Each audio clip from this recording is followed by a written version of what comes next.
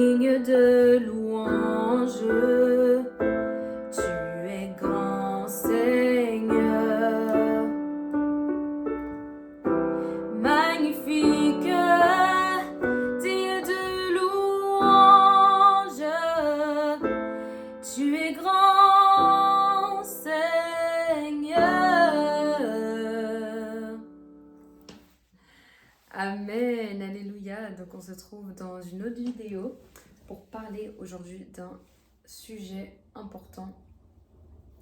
Et ce sujet, tout simplement, c'est la marche avec Dieu.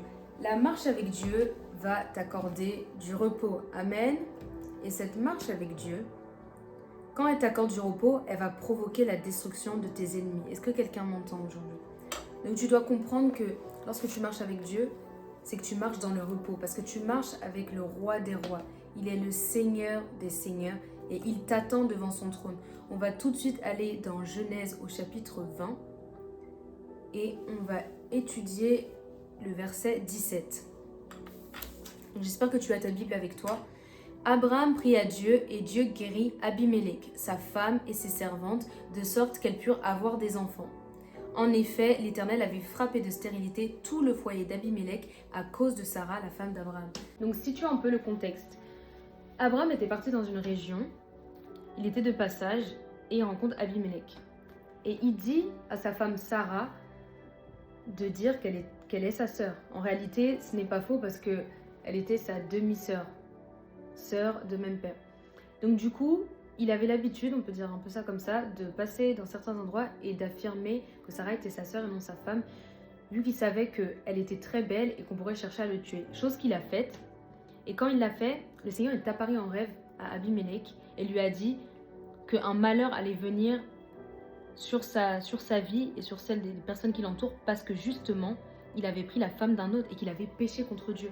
Et Dieu lui a dit que justement, pour pas que tu pêches contre moi, je t'ai averti dans ce rêve. Donc c'est pour ça que j'ai pas permis que tu la touches. C'est ce que la parole de Dieu dit. Et plus tard, on verra que Abimélec rend Sarah à Abraham. Et la parole de Dieu dit, Abraham prie à Dieu et Dieu guérit Abimélec, sa femme et ses servantes, de sorte qu'elles purent avoir des enfants. En effet, l'Éternel avait frappé de stérilité tout le foyer d'Abimélec à cause de Sarah, la femme d'Abraham. Pourquoi j'ai relu ce passage encore une fois? Parce que justement, on voit que Dieu peut frapper. Dieu peut frapper quand justement des personnes marchent avec lui et qu'on s'en prend à ses oins. La parole de Dieu ne touchez pas à mes oins. Les oins, c'est qui? C'est les personnes qui ont été désignées par Dieu, par onction, pour pouvoir guider le peuple. Les personnes qui sont choisies par Dieu pour enseigner, pour annoncer la parole, pour pouvoir attester de lui et parler de sa part. Donc quand vous vous attaquez à des personnes comme ça, vous voyez directement que le Seigneur va vous poursuivre. C'est ce qu'il a fait avec son serviteur Abraham. Il a frappé de stérilité tout le foyer d'Abimélec.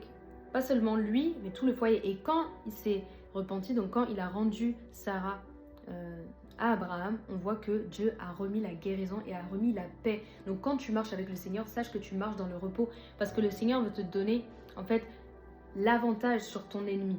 Et il peut te venger. Ce n'est pas à toi de te venger, mais c'est lui qui te venge. Quand tu marches en accord avec sa parole et que tu marches dans la justice, dans la droiture, et que tu as un cœur pur et que tu marches dans la crainte de Dieu, le Seigneur saura comment te venger et saura comment te faire gagner tes combats. Donc on va maintenant aller dans le livre de Chroniques. On est dans le deuxième livre de Chroniques, au chapitre 14 et 15. On va un peu analyser les deux chapitres de manière très rapide pour qu'on voit ensemble justement ce que le Seigneur a prévu pour nous.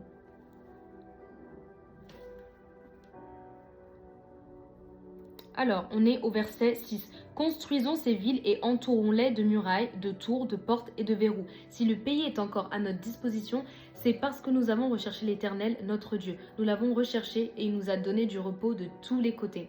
Ils se mirent donc à construire et ils eurent du succès.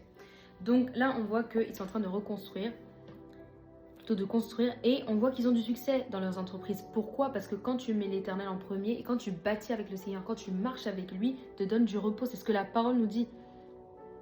Ils ont recherché l'Éternel et Dieu s'est souvenu d'eux. Il les a récompensés et il leur a accordé le succès.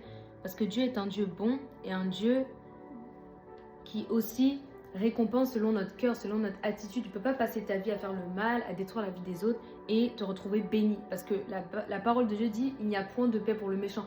Même si tu vois le méchant prospérer à un moment, mais ça ne peut pas durer toute sa vie parce que son sort l'attend. Et à la fin, il y aura un jugement qui doit s'abattre sur lui, s'il ne se repent pas, bien sûr.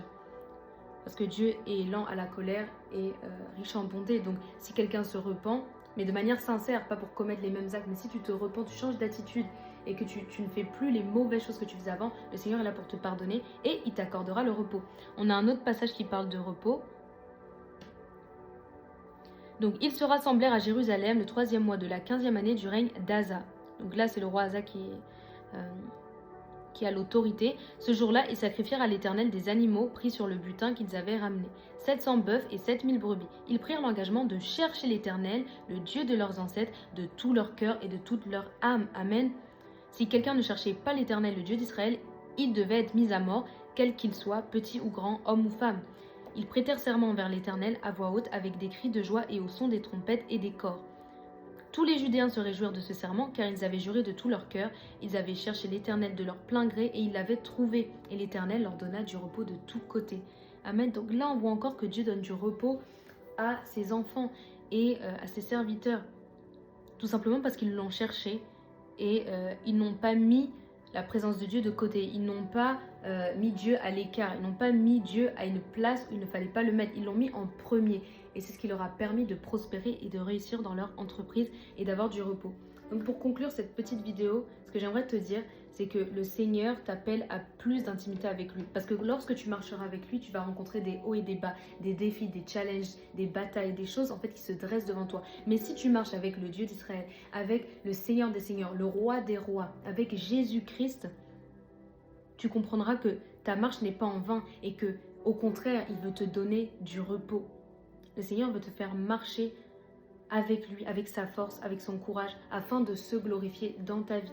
Amen. Et il vengera également tes ennemis ou toute personne qui se dresse devant toi pour te donner la victoire et la réussite et le succès. Amen. Donc j'aimerais très brièvement prier pour toi, pour que tu puisses recevoir cette paix intérieure, que le Seigneur puisse bénir toute personne qui se trouve sur cette vidéo, que tu puisses recevoir la paix, que tu puisses t'engager à nouveau avec le Seigneur, que tu puisses lui donner ta vie, ton cœur, comme ce peuple israélite ou comme le peuple juif, et que tu puisses marcher dans la gloire de Dieu, que le Seigneur soit le Seigneur et le Sauveur de ta vie, qu'il puisse être le roi de ta vie, que tu puisses le mettre en premier et qu'il puisse t'accorder le repos. Il veut t'accorder ce repos en cette saison, mais tu dois marcher avec lui dans l'intégrité, dans la justice, dans toutes les choses bonnes prévues d'avance qu'il a déjà manifestées dans ta vie, mais que tu dois appliquer. Parce que en vérité, toutes les bénédictions sont là, mais elles doivent seulement venir dans notre vie quand on laisse le plein contrôle au Seigneur. Si on ne lui laisse pas le plein contrôle, il ne peut pas venir agir dans notre vie parce que Dieu ne s'impose pas. Dieu est un Dieu qui se manifeste, mais on doit l'inviter. Et il dit que si on lui laisse en fait l'opportunité, il viendra souper avec nous et la porte sera grande ouverte, tout simplement. Donc laisse la porte ouverte au Seigneur Jésus. Ne laisse plus le diable entrer, ne laisse plus accès au diable, mais laisse le Seigneur entrer pour pouvoir voir son soleil de justice briller sur toi et pour pouvoir avoir la faveur de Dieu qui marche avec toi. Arrête le mal, cesse d'être méchant, cesse d'être égoïste, cesse d'être jaloux, haineux ou dans la rivalité, mais accepte les bénédictions que Dieu a déjà placées dans ta vie et marche dans la vérité. Amen. Donc on va conclure par une chanson et je prie vraiment que ce message puisse te parler à vraiment retourner au Seigneur si tu étais loin de lui et à t'accrocher encore plus à lui si tu étais déjà dans les voies du Seigneur. Amen.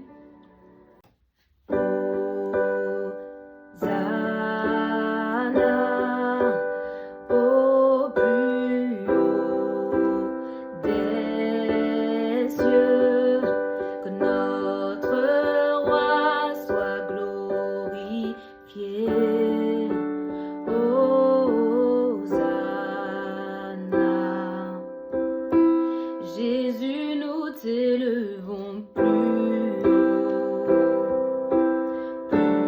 haut, nous t'élevons plus haut. Jésus, nous t'élevons plus haut, nous t'élevons.